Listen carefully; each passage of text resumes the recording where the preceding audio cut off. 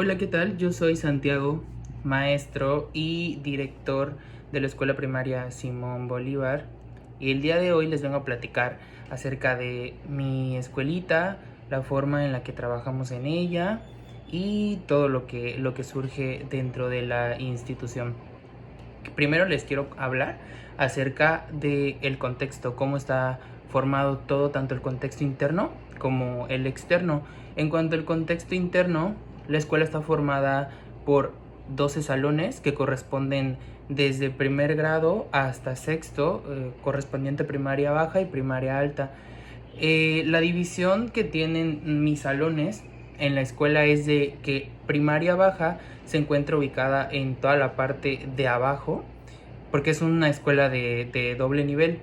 Entonces, primaria baja se encuentra desde los primeros grados hasta terceros, pero correspondiente a salón A y salón B en la parte de abajo, y a partir de cuarto a sexto, que es correspondiente a primaria alta, de igual manera de grupo A a B en la parte de arriba. Son 12 salones, como ya había mencionado anteriormente, y cuenta con lo básico, que son los son 4 baños, 2 en la parte de arriba para mejor acceso y 2 en la parte de abajo. Cuenta con la plaza cívica, la dirección, el área de cafetería y las canchas de básquet, que son la cancha de básquet está ubicada en la misma parte de la plaza cívica. Se hizo como una adaptación para que se pueda dar un uso doble, tanto para eventos, que es lo que mayormente se realiza en la plaza cívica, pero también para que se pueda ocupar como cancha de básquet, y también se puede adaptar para una cancha de voleibol. Tenemos un área de juegos también, un área recreativa con una resbaladilla, columpios y sube y baja. Hay un área en donde se encuentran los comedores también para poder ir a disfrutar los alimentos, los niños y todo. Y en la parte de atrás, que está como hacia una esquina del terreno de la escuela, está la cancha de fútbol. En cuanto a otras áreas con las que cuenta mi escuela, ya un poquito más en específico, son las áreas, digamos, de acompañamiento, o áreas de la salud, y también de áreas de apoyo psicológico. Tenemos a la psicóloga Valentina Alonso, que es la psicóloga que nos apoya en la institución, y también la enfermera Lizeth Moguel, que es la que se encarga de ver todo acerca de la parte de enfermería y cuidados valga la redundancia, de la salud de los niños. Olvidé mencionar, muy importante, que la institución se encuentra en el poblado de Leona Vicario, que está aproximadamente a unos 40 minutos antes de llegar a la ciudad de Cancún. Es una comunidad considerada todavía rural, por lo que hay como ciertas cosas a trabajar y ciertas adaptaciones que ya se han hecho aquí en la escuela para poder tener un trabajo óptimo o un proceso educativo lo más óptimo, valga la redundancia, posible. Y ahora hablamos acerca del contexto externo, lo que se encuentra alrededor de la escuela. Eh, Como tal, como mencioné antes, como es una comunidad o una población rural, no hay como tantas cosas a las que se puedan acceder fácilmente. Sin embargo, sí hay lo que es muy indispensable. Cerca de la escuela tenemos la fortuna de que se encuentra el centro de salud. Enfrente de la escuela hay dos farmacias. Se encuentra todo lo que es la parte de mercado que se maneja aquí en el poblado, que es el mercadito que está ahí en el centro, porque la escuela, olvidé mencionarlo, se encuentra literalmente en el centro del poblado. Enfrente también se encuentra el parque principal, a un costado está la iglesia, a su costado también, por la parte de atrás de la primaria, está el kinder, y aproximadamente como a 100 metros se encuentra una biblioteca y también el campo de béisbol es lo que se encuentra alrededor y más cerca de lo que es la escuela. También está la delegación y yo creo que son como las áreas más importantes que a veces, por ejemplo, en el caso del hospital, cuando surge alguna emergencia que, por ejemplo, el área de enfermería no pueda cubrir, nosotros tenemos como esa dicha de poder tener el centro de salud cerca para pues ser atendidos con lo que no podamos resolver, ¿no? Y también lo mismo cuando necesitemos, por ejemplo, apoyo de la biblioteca con ciertas cosas, porque hay ocasiones en las que trabajamos y que necesitamos libros con los que no contamos, o a veces no tenemos internet y acudimos para hacer uso de las tecnologías de información y comunicación. Siempre hemos tenido el apoyo de la biblioteca y es como una asociación que tenemos con ellos. Cuando nosotros requerimos este tipo de actividades en las que tenemos que utilizar computadoras, internet, y como desgraciadamente no contamos con ese tipo de materiales aún en mi escuelita, pues podemos ir sin problema con ellos y nos apoyan en cuanto a esa parte. Y lo mejor es que no corremos tanto riesgo y tampoco nos preocupamos por la parte de movernos porque está muy cerquita de la primaria, entonces es una gran ventaja que tenemos. Y bueno, ahora les voy a platicar cómo es que yo trabajo con mi grupo, porque como mencioné en un principio, soy director, pero también estoy a cargo de un grupo en mi escuela. Entonces les voy a hablar acerca del diagnóstico que tengo con mi grupo, las adaptaciones que me han tocado hacer, que de hecho hace poco tuve que hacer una adaptación, pero les voy a platicar acerca de ella. Mi grupo, tengo la fortuna, porque a veces es un poco tedioso el hecho de cuando nosotros hacemos un diagnóstico grupal. El diagnóstico grupal, bueno, para eso en lo que nos ayuda es a ver cómo nosotros vamos a trabajar con nuestro grupo, ¿no? Qué estilo de aprendizaje tiene, si presenta algún tipo de necesidad educativa específica y demás, ¿no? Todo lo correspondiente a ello para saber cómo vamos a hacer nuestro proceso de todo nuestro trabajo y cómo vamos si se requiere algún tipo de adaptación o algo por el estilo. Y bueno, decía yo que yo tengo la dicha de que al momento de realizar el diagnóstico de mis alumnos, me di cuenta de que todos tienen un estilo de aprendizaje multimodal. O sea, el estilo de aprendizaje multimodal se refiere a que no son ni 100% visuales, ni 100% kinestésicos, ni 100% auditivos, sino que trabajan los tres tipos de estilo de aprendizaje y no he tenido ningún tipo de problema con eso, por lo que mi grupo es un grupo muy versátil y puedo trabajar los tres estilos de aprendizaje, ya sea. A mí me gusta mucho adaptar mis clases haciendo que siempre, para no caer más en uno que en otro, que se trabajen los tres estilos de aprendizaje. Pero eso ya es por estilo propio y por decisión propia, porque en realidad no importa qué estilo de aprendizaje yo quiera utilizar, digamos, en mi clase de hoy, porque yo sé que a mis alumnos no les va a causar ningún tipo de problema, ¿no? Entonces esa es la gran ventaja que yo tengo y puedo trabajar de cualquier manera. Al grupo en el que estoy ahorita trabajando es el quinto A de primaria. Cuento con 22 alumnos y hace poco, como mencionaba antes, me tocó hacer una adaptación de acceso. La adaptación de acceso, les cuento un poquito de ella, es cuando, por ejemplo, tenemos que hacer algún tipo de adaptación. Es muy redundante porque tú escuchas adaptación de acceso y digo, es muy redundante porque literalmente es para algo algo que tú tienes que hacer, que te esté impidiendo como acceder, en este caso en la parte de educación, en la parte del ámbito educativo, cuando se presenta algo que no te permita educarte, o no sé cómo expresarlo, ¿no? Pero ahorita que yo explique cuál fue mi adaptación, creo que va a quedar un poco más claro.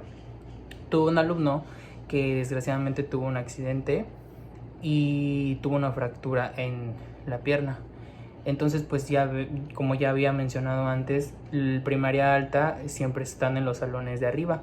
Entonces tuvimos que hacer una adaptación de acceso que fue que tuvimos que cambiar a un salón del primaria baja, que son los que están, valga la redundancia, en la parte de abajo, y cambiar el salón de quinto al de abajo, ¿no? Entonces eso es a lo que se refiere, digamos, una adaptación de acceso. ¿Qué fue lo que hice? A mí se me presentó este problema.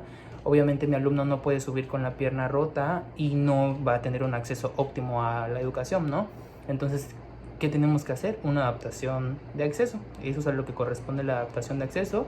Cambié mi salón y listo, mi alumno está accediendo a, como legalmente está establecido, a una educación de calidad.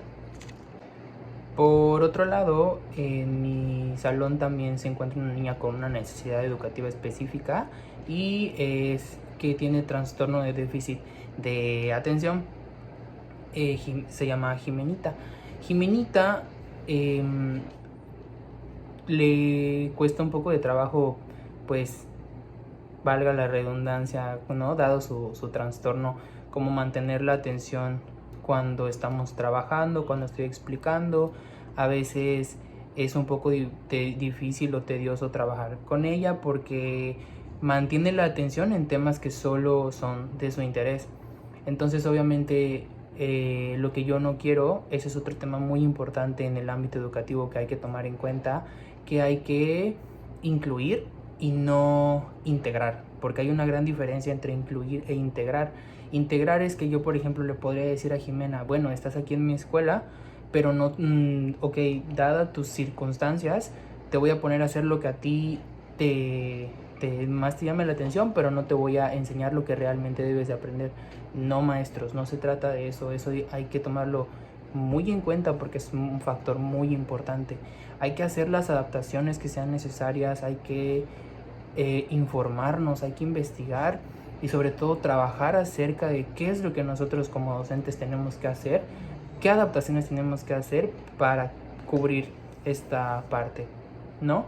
Entonces, yo con Jimenita, como les digo, o sea, la gran ventaja que yo tengo es de que mi grupo es muy versátil y puedo trabajar sin ningún problema con ellos, o sea, la forma en la que trabaje, ¿no? Además de que son un grupo sumamente participativo, no tengo ningún tipo de problema con ellos en cuanto a eso. Entonces siempre acceden a todo, o sea, un grupo muy, muy bueno e increíble.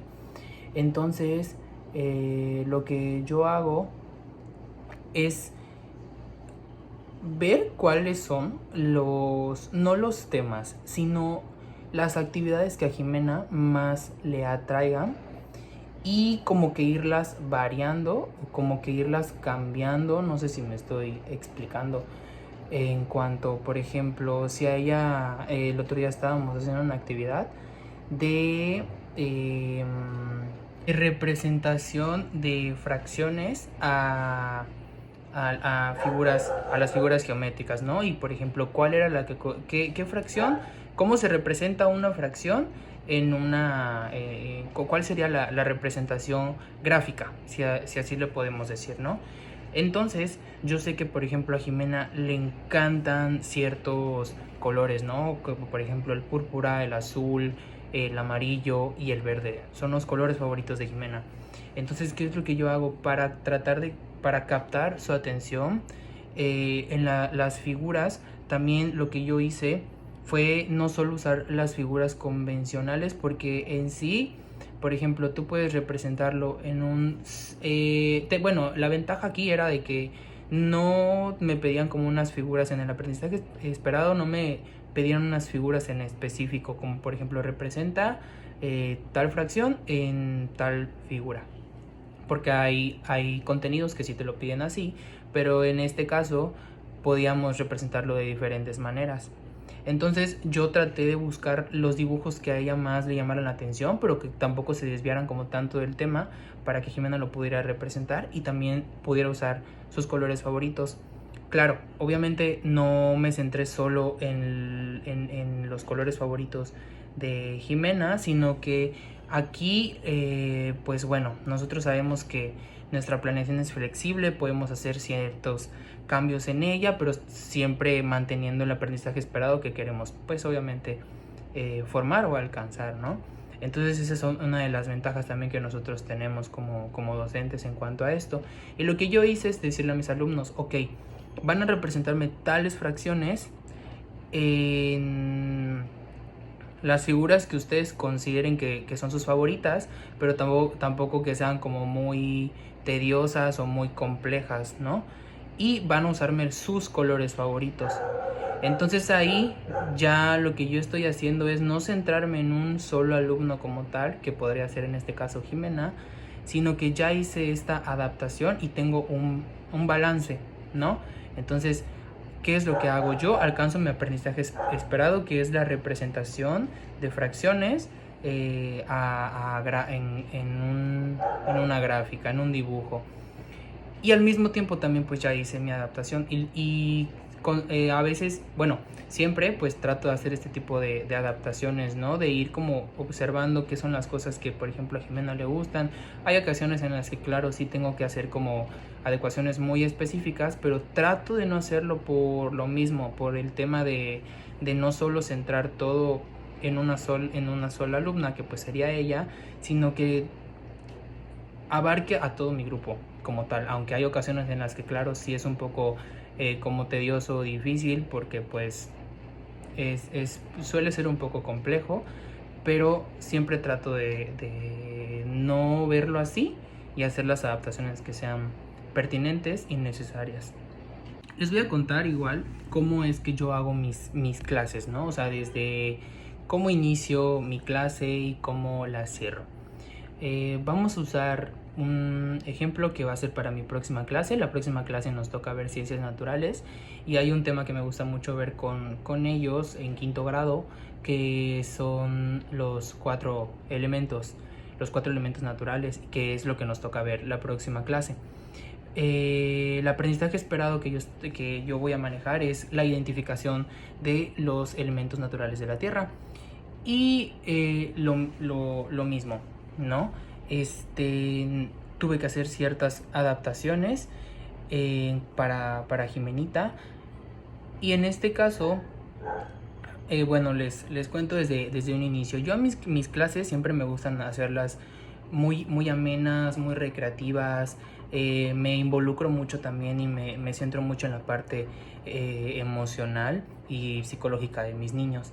Entonces yo siempre al inicio de mis clases, cuando llego, lo primero que hacemos es una actividad para despejar la mente, para relajarnos, para tener una buena energía y la mente muy, digamos, pacífica para tener un buen día de clases, ¿no? Y hago con ellos ejercicios de relajación, de respiración, de estiramiento para poder despejarnos y poder concentrarnos más, ¿no? Ese es el inicio de mis clases. Siempre les pregunto cómo están, que me definan con una palabra cómo se están sintiendo el día de hoy. Y si no nos sentimos del todo bien, pues platicar un poquito acerca de ello y todo para pues después partir a lo que corresponde, que es pues nuestra actividad del día, ¿no? Y también eso me sirve pues para poder canalizarlo. Por ejemplo, si yo estoy viendo algo ahí, detectando algo que no está bien en cuanto a las emociones de mis alumnos, yo lo puedo canalizar con mi psicóloga y es un trabajo en conjunto, ¿no? Entonces es una de las ventajas también de poder realizar este tipo de actividades. O sea, es lo que este tipo de actividades nos permiten, ¿no? Porque también es importante involucrarnos en esta parte. Y bueno, después lo que yo hago en mis sesiones, me gusta siempre hacer un diagnóstico, ¿no? De siempre tomar en cuenta los conocimientos previos de mis alumnos. De si, por ejemplo, tienen algún conocimiento de, por ejemplo, ¿sabes qué son los cuatro elementos? ¿Alguna vez has escuchado de ellos? Más o menos tienes noción de qué es lo que es o algo por el estilo, y que haya una lluvia de ideas. Eso me encanta. ¿Por qué? Porque involucras a todo tu grupo como tal y no te centras como en algo muy riguroso, ¿no? Sino que pues la lluvia de ideas, como sabemos, es de que podemos ir identificando, bueno, mi alumno tiene esto, sabe esto, ya ha identificado esto, qué me sirve de lo que me está diciendo y qué puedo rescatar y demás, ¿no? Entonces ya de ahí podemos partir a muchas más cosas, y a veces pues suele facilitar de cierta manera un poco más el trabajo en ocasiones. Entonces hago mi diagnóstico con mi lluvia de ideas y después suelo partir con con mi estrategia de enseñanza, que a veces mis estrategias de enseñanza pueden variar. A mí me gusta mucho usar las presentaciones, como les digo, o sea, el salón como tal es muy versátil, entonces no hay ningún tipo de problema con las estrategias que yo utilice, pero sí me gusta utilizar estrategias obviamente que no sean muy aburridas, porque pues obviamente igual no quiero perder la atención de mis alumnos, ¿no? Entonces, en este caso, el día que nos toque a nosotros ver el tema, tengo planeado llevar un cartel en donde estén los 4 elementos y que nos vayan sirviendo de apoyo para ir relacionando e ir identificando cada uno de ellos, y una presentación en Canva, que a ellos les fascinan las presentaciones en Canva, y también utilizar videos. Los videos igual les gustan mucho, los videos, los audios, entonces me gusta mucho ponerle los videos porque como que capta más su atención. Y también, bueno, regresando al caso de Jimena, Jimena es una niña que le encantan mucho las presentaciones. De hecho, siempre cuando hago ese tipo de presentaciones me gusta como ponerles muchos colores llamativos, imágenes, pero que sean correspondientes al tema, porque los niños captan más como esta parte de las imágenes, todo lo que les llama la atención, dado su nivel de desarrollo cognitivo. Obviamente les capta mucho ese tipo de cosas, pero también por lo mismo, o sea, digamos que podría ser un arma de doble filo, ¿no? Porque si tú pones unas imágenes que no tengan nada que ver con el tema, obviamente les va a captar la atención, pero no están atendiendo y no están captando lo que les quieres explicar. Entonces, usa eso a tu favor, maestro, y utiliza imágenes que sean de acuerdo al tema para que, o sea, que sean llamativas, pero que sean de acuerdo al tema para que se les quede más, ¿no? Igual lo mismo con los videos y con los audios. Y pues bueno, eso es lo que yo hago en mi proceso. Posteriormente, una vez que terminamos de ver el tema, ahora sí arrancamos con las estrategias de aprendizaje, que son, por ejemplo, podríamos decir una evaluación sumativa del tema. Por ejemplo, me gustan hacer muchos juegos al final, no actividades muy rigurosas como un cuestionario, un examen o algo, no, sino que me gusta igual hacer como un conjunto con la lluvia de ideas, pero también al mismo tiempo con los cuestionarios, ¿no? Entonces, me gusta como hacer juegos en equipo o juegos individuales en los que, por ejemplo, ok, vamos a dividir nuestro salón. Quien tome primero, quien sepa primero la respuesta a la pregunta que voy a poner en el pizarrón y la responda bien, es un punto para el equipo. Y así, ¿no? Así voy variando mis actividades. ¿Por qué? Porque a los niños siempre les van a gustar más las actividades recreativas. Y aparte, pues es una de las estrategias que más suelen llamar la atención y suelen servir muchísimo, ¿no? Entonces son las que mayormente uso. Y es la que voy a utilizar en mi próxima sesión. Y esa sería como mi evaluación diagnóstica. Si nos damos cuenta, pues ya tenemos los 3 tiempos que corresponden en un plan de sesión, que son el inicio, que corresponde al diagnóstico. Después tenemos el desarrollo, que es mi clase como tal, el tema que vamos a ver. Y el cierre con la evaluación o la actividad, las actividades de aprendizaje que voy a dejar. Y eso sería lo que yo hago en una clase, en una de mis clases. Claro, obviamente siempre cambian, siempre varían. Y recuerden, muy importante, obviamente las adaptaciones que tengo que hacer siempre, ¿no? En este caso, pues como les dije, con mi niña que tiene déficit de atención, pues ¿qué es lo que hago?